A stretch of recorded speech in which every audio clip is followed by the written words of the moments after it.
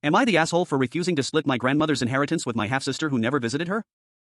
My grandmother passed away 3 months ago. She was the person who raised me from age 7 when my mom got sick.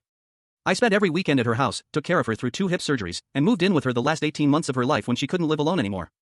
I fed her, bathed her, drove her to every doctor appointment, and held her hand when she died. I have a half-sister, Megan, 29F, from my dad's second marriage. Megan met our grandmother maybe 6 times in her entire life. She lives 2 hours away and never once offered to help, even when I begged for a weekend of relief. She didn't come to the hospital. She didn't come to the funeral until the reception, and only stayed for 20 minutes. Grandma left a will.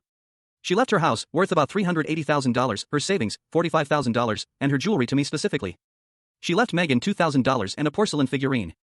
The will was witnessed by her lawyer and her pastor. It's ironclad. Megan showed up at my door last weekend screaming that I manipulated a dying old woman and that I should split everything 50-50 because that's what family does. She said Grandma was clearly not in her right mind when she made the will, even though Grandma was sharp as a tack until her final week. She threatened to sue. I told her no. I told her she had 22 years to build a relationship with Grandma and chose not to. I told her the will reflects Grandma's actual relationships, not a spreadsheet of genetic percentages. I said if she wanted an inheritance, she should have earned one like I did, by actually showing up. Now my dad is furious with me. He says I'm tearing the family apart and that Megan is grieving in her own way.